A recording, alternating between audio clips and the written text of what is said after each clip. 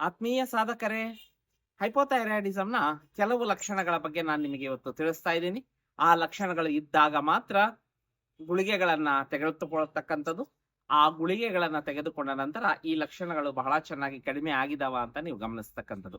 ಕೇವಲ lab report ಅನ್ನ ಹಿಡ್ಕೊಂಡು ಬಹಳ ಮಿನಿಮಲ್ ವ್ಯತ್ಯಾಸದಲ್ಲಿ ಮಿನಿಮಲ್ ಟ್ಯಾಬ್ಲೆಟ್ಸ್ ಅನ್ನ ತಗೊಳ್ತಕ್ಕಂಥವ್ರು ಆ ಟ್ಯಾಬ್ಲೆಟ್ಗಳು ಇಲ್ಲದೆ ಕೇವಲ ಒಂದು ಜೀವನ ಶೈಲಿಯ ಬದಲಾವಣೆಯಿಂದ ಯಾವ ರೀತಿಯಲ್ಲಿ ನೀವು ಪರ್ಫೆಕ್ಟ್ ಆಗಿ ನಾರ್ಮಲ್ಗೆ ಬರ್ಬೋದು ಅನ್ನೋದನ್ನ ಈ ವಿಡಿಯೋದಲ್ಲಿ ತಿಳಿಸ್ಕೊಡ್ತಾ ಇದ್ದೀನಿ. ನಿಮ್ಮೆಲ್ಲರಿಗೂ ಕೂಡ, ಆತ್ಮೀಯ ಸಾಧಕರೆಲ್ಲರಿಗೂ ಕೂಡ ಅಫಿಷಿಯಲ್ ನೇಚರ್ ಕ್ಯೂರ್ ಅಂಡ್ ಯೋಗ ಚಾನಲ್ಗೆ ಆದರದ ಸ್ವಾಗತ. ನಾನು ನಿಮ್ಮ ಡಾಕ್ಟರ್ ಗಂಗಾಧರ್ ವರ್ಮಾ. ಈ ದಿನ ಥೈರಾಯ್ಡ್ ಗ್ರಂಥಿ ಅಂತಕ್ಕಂಥದ್ದು ನಮ್ಮ ಗಂಟಲಿನ ಭಾಗದಲ್ಲಿ ಇರುವಂತಹ ಗ್ರಂಥಿ. ಇದು ಹಾರ್ಮೋನ್ಗಳನ್ನ ಉತ್ಪತ್ತಿ ಮಾಡುತ್ತೆ. ಈ ಹಾರ್ಮೋನ್ಗಳು ದೇಹದ ತಲೆಯ ಭಾಗದಿಂದ ಹಿಡಿದು ನಮ್ಮ ಪಾದದವರೆಗೂ ಕೂಡ ಇಂಪಾರ್ಟೆಂಟ್ ಆದಂತಹ ಮೆಟಬಾಲಿಕ್ ರೇಟ್, ಪ್ರತಿಯೊಂದು ಜೀವಕೋಶ ಏನು ಶಕ್ತಿಯನ್ನ ಪಡ್ಕೊಳ್ಬೇಕೋ ಆ ಶಕ್ತಿಯನ್ನ ಪಡ್ಕೊಳ್ಳಿಕ್ಕೆ ಉಪಯುಕ್ತವಾದಂತಹ ಮೆಟಬಾಲಿಸಮ್ ಅನ್ನ ನಿಯಂತ್ರಣ ಮಾಡ್ತಕ್ಕಂತಹ ಕೆಲಸವನ್ನ ಈ ಥೈರಾಯ್ಡ್ ಉತ್ಪತ್ತಿ ಮಾಡ್ತಕ್ಕಂತಹ T4 T3 ಹಾರ್ಮೋನ್ಗಳು ಮಾಡುತ್ತೆ. ನೀವು ಯಾವಾಗಾದ್ರೂ ಬ್ಲಡ್ ಟೆಸ್ಟ್ಗೆ ಹೋದಾಗ ಥೈರಾಯ್ಡ್ ಪ್ರೊಫೈಲ್ ಅನ್ನ ನೀವು ಮಾಡಿಸಿದಾಗ ನೀವು 3 ಇಂಪಾರ್ಟೆಂಟ್ ಟೆಸ್ಟ್ ಗಳನ್ನ ನೋಡ್ತೀರಿ: T3, T4 ಮತ್ತು TSH. T3, T4 ನಿಮ್ಮ ಗಂಟಲಿನ ಭಾಗದಿಂದ ಅಂದ್ರೆ ಥೈರಾಯ್ಡ್ ಗ್ರಂಥಿಯಿಂದ ಉತ್ಪತ್ತಿ ಆಗ್ತಕ್ಕಂಥದ್ದಾದ್ರೆ, TSH ಅಂತಕ್ಕಂಥದ್ದು ನಮ್ಮ ಮೆದುಳಿನ ಭಾಗದ ಪಿಟ್ಯುಟರಿ ಗ್ರಂಥಿಯಿಂದ ಉತ್ಪತ್ತಿ ಆಗ್ತಕ್ಕಂಥದ್ದು. TSH ಅಂತ ಹೇಳಿದ್ರೆ ಥೈರಾಯ್ಡ್ ಸ್ಟಿಮ್ಯುಲೇಟಿಂಗ್ ಹಾರ್ಮೋನ್. ಇದು ಯಾವಾಗ್ಲೂ ನೆನ್ಪಿಟ್ಕೊಳ್ರಿ, TSH ಜಾಸ್ತಿ ಆದಾಗ ಇದನ್ನ ಹೈಪೋಥೈರಾಯ್ಡಿಸಮ್ ಅಂತ ಕರಿತೇವೆ. TSH ಕಡಿಮೆ ಆಗಿರೋದನ್ನ ನಾವು ಹೈಪರ್ ಥೈರಾಯ್ಡಿಸಮ್ ಅಂತ ಕರಿತೇವೆ. T3, T4 ಜಾಸ್ತಿ ಆಗಿರೋದನ್ನ ಕೂಡ ನಾವು ಹೈಪರ್ ಥೈರಾಯ್ಡಿಸಮ್ ಅಂತ ಕರಿತೇವೆ. T3, T4 ಕಡಿಮೆ ಆಗಿರೋದನ್ನು ಕೂಡ ಹೈಪೋಥೈರಾಯ್ಡಿಸಮ್ ಅಂತ ಕರಿತೇವೆ. ಈ ದಿನ ನಾನು ನಿಮಗೆ ವೆರಿ ಇಂಪಾರ್ಟೆಂಟ್ 5 ರಿಂದ 6 ಲಕ್ಷಣಗಳನ್ನ ನಾನು ನಿಮ್ಗೆ ಇವತ್ತು ತಿಳಿಸಲು ಹೊರಟಿದ್ದೇನೆ. ಯಾಕೆ ಅಂದ್ರೆ ಈ ಲಕ್ಷಣಗಳು ಬಹಳ ಇಂಪಾರ್ಟೆಂಟ್. ಯಾಕೆ ಅಂತ ಹೇಳಿದ್ರೆ, ನಾರ್ಮಲ್ ಆಗಿ ಬ್ಲಡ್ ಟೆಸ್ಟ್ ಮಾಡಿಸಿದಾಗ ನಿಮ್ಮ ನಾರ್ಮಲ್ ರಿಪೋರ್ಟ್ ಏನ್ ಬರ್ಬೇಕಿತ್ತು, T3, T4, TSH ಸ್ವಲ್ಪ ಬದಲಾವಣೆಗಳು ಬಂದಾಗ ನೀವು ಹೆದರ್ಕೊಳ್ತಕ್ಕಂತಹ ಅವಶ್ಯಕತೆ ಇಲ್ಲ. ಈ ಲಕ್ಷಣಗಳು ನಿಮ್ಮಲ್ಲಿ ಕಂಡಾಗ ನೀವು ಬ್ಲಡ್ ಟೆಸ್ಟ್ಗೆ ಹೋಗ್ತಕ್ಕಂಥದ್ದು ಬಹಳಷ್ಟು ಸೂಕ್ತವಾದಂತಹ ಕೆಲಸ ಆಗಿರ್ತದೆ. ಈಗ ನಾವು ಬಂದ್ಬಿಡೋಣ. ಈ ಬ್ಲಡ್ ಟೆಸ್ಟ್ಗಳಲ್ಲಿ ವೇರಿಯೇಷನ್ ಕಂಡ್ರೂ ಕೂಡ ಈ ಲಕ್ಷಣಗಳು ಇದಾವ ಅಂತ ನೀವು ಚೆಕ್ ಮಾಡ್ಕೊಳ್ಬೇಕು. ಆ ಲಕ್ಷಣಗಳು ಯಾವುವು ಅಂತ ಹೇಳಿದ್ರೆ, ಒಂದನೆಯದು ಹೇರ್ ಲಾಸ್. ಹೇರ್ ಲಾಸ್ ಅಂದ ತಕ್ಷಣ ಸ್ವಲ್ಪ ಅಲ್ಲಲ್ಲಿ ಕೂದಲು ಉದುರತಕ್ಕಂಥದ್ದಲ್ಲ.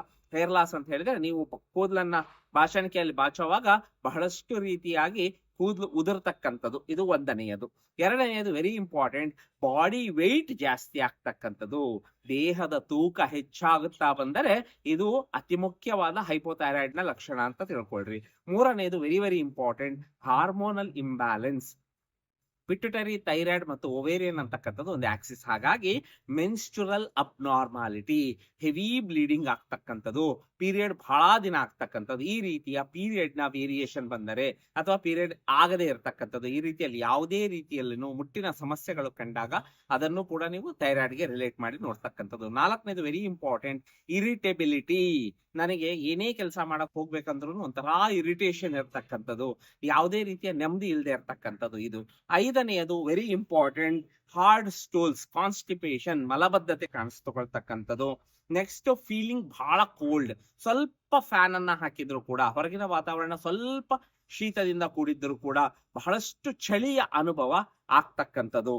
ಮತ್ತೆ ಅತಿ ಹೆಚ್ಚಾಗಿ ನಿದ್ರೆಯನ್ನ ಮಾಡ್ತಕ್ಕಂಥದ್ದು ಅಥವಾ ನಿದ್ರೆಯೇ ಸರಿಯಾಗಿ ಬರದೇ ಇರ್ತಕ್ಕಂಥದ್ದು.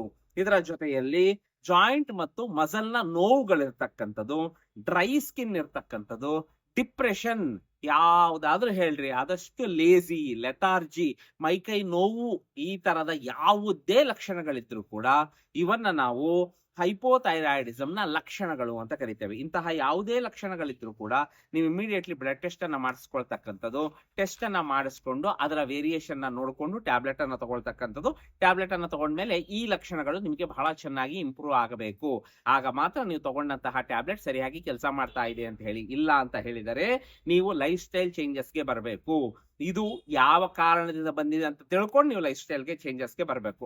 ಸಪೋಸ್ ನೀವು ಇಷ್ಟು ಲಕ್ಷಣಗಳನ್ನ ಕಂಡ್ರೂ ಕೂಡ ನೀವು ಬ್ಲಡ್ ಟೆಸ್ಟ್ ಅನ್ನ ಮಾಡಿಸ್ಲಿಲ್ಲ, ಥೈರಾಯ್ಡ್ ಅನ್ನ ಕೇರ್ ಮಾಡಲಿಲ್ಲ, ಅದನ್ನ ನಾವು ಲೇಟ್ ಸಿಂಪ್ಟಮ್ಸ್ ಅಂತ ಕರಿತೇವೆ. ಲೇಟ್ ಸಿಂಪ್ಟಮ್ಸ್ ಅಲ್ಲಿ ಟೇಸ್ಟ್ ಮತ್ತೆ ಸ್ಮೆಲ್ ಕಡಿಮೆ ಆಗ್ತಕ್ಕಂಥದ್ದು ಇರಬಹುದು, ವಾಯ್ಸ್ ಹಾರ್ಡ್ ಆಗಿ ಗಡಸುತನದಿಂದ ಬರೋದಿರ್ಬೋದು, ಮುಖ ಕೈ ಕಾಲುಗಳಲ್ಲಿ ಊತ ಬರೋದಿರ್ಬೋದು, ಮಾತಾಡ್ತಕ್ಕಂಥದ್ದು ಸ್ವಲ್ಪ ಸ್ಲೋ ಆಗಿರಬಹುದು, ಚರ್ಮ ದಪ್ಪ ದಪ್ಪ ಅನ್ಸ್ತಕ್ಕಂಥದ್ದಾಗಿರ್ಬಹುದು, ಬಾಡಿಯ ಟೆಂಪರೇಚರ್ ಕಡಿಮೆ ಆಗ್ತಕ್ಕಂಥದ್ದು, ಹಾರ್ಟ್ ರೇಟ್ ಕಡಿಮೆ ಆಗ್ತಕ್ಕಂಥದ್ದು, ಈ ತರದ ಲಕ್ಷಣಗಳಿಗೂ ಕೂಡ ಹೈಪೋಥೈರಾಯ್ಡಿಸಮ್ ತಗೊಳ್ಳಬಹುದು.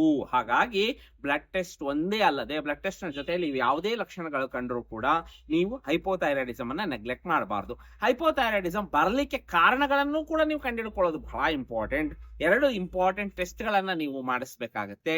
TGAB ಥೈರೋಗ್ಲಾಬುಲಿನ್ ಆಂಟಿಬಾಡಿ ಟೆಸ್ಟ್ ಅನ್ನ, TPO ಆಂಟಿಬಾಡಿ ಮತ್ತು ಥೈರೋಗ್ಲಾಬುಲಿನ್ ಆಂಟಿಬಾಡಿ, ಈ 2 ಟೆಸ್ಟ್ ಗಳನ್ನ ನೀವು ಮಾಡಿಸಬೇಕಾಗತ್ತೆ. 2 ಮಾಡಿಸಿದ್ರೆ ಇದು ಆಟೋ ಇಮ್ಯೂನ್ ಡಿಸೀಸಾ, ಅದರಿಂದಾಗಿ ನಿಮ್ಗೆ ಹೈಪೋಥೈರಾಯ್ಡಿಸಮ್ ಬಂದಿದೆನಾ ಅಂತ ಗೊತ್ತಾಗುತ್ತೆ. ಸಪೋಸ್ ಇವೆರಡರಿಂದಾನೇ ನಿಮಗೆ ಏನಾದ್ರೂ ಥೈರಾಯ್ಡ್ ನ ತೊಂದರೆ ಬಂದಿದ್ದೇ ಆದರೆ ನೀವು ನಿಮ್ಮ ಲೈಫ್ ಸ್ಟೈಲ್ ಅನ್ನ ಬಹಳ ಚೆನ್ನಾಗಿ ಚೇಂಜ್ ಮಾಡ್ಕೊಳ್ಬೇಕು. ಲೈಫ್ ಸ್ಟೈಲ್ ನ ಬದಲಾವಣೆಯಿಂದಾಗಿ ಥೈರಾಯ್ಡ್ ಅನ್ನ ಸಂಪೂರ್ಣವಾಗಿ ನೀವು ಕಡಿಮೆ ಮಾಡಿಕೊಳ್ಳಬಹುದು.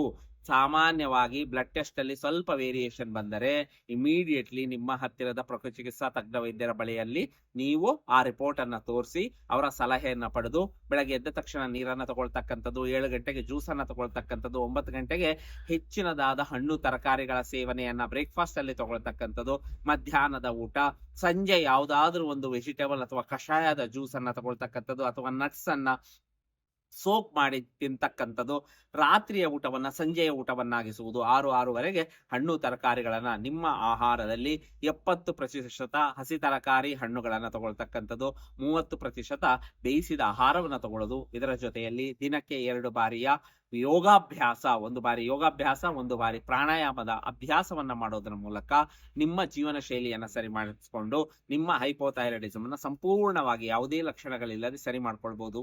ಇದರ ಮುಂದಿನ ವಿಡಿಯೋದಲ್ಲಿ ನಿಮಗೆ ಅತಿ ಮುಖ್ಯವಾಗಿ ನಿಮ್ಮ ಲೈಫ್ ಸ್ಟೈಲ್ ಅನ್ನ ಯಾವ ರೀತಿಯಾಗಿ ಪರಿಪೂರ್ಣವಾಗಿ ಸರಿ ಮಾಡಿಕೊಂಡು ನೀವು ಇಡೀ ಹೈಪೋಥೈರಾಯ್ಡಿಸಮ್ ಅನ್ನ ರಿವರ್ಸ್ ಮಾಡ್ಕೊಳ್ಬಹುದು ಅನ್ನೋದನ್ನ ಹೇಳ್ತೀನಿ ಅಂತ ಹೇಳ್ತಾ ಈ ದಿನದ ಈ ವಿಡಿಯೋ ಮುಗಿಸ್ತಾ ಇದ್ದೀನಿ. ಧನ್ಯವಾದಗಳು.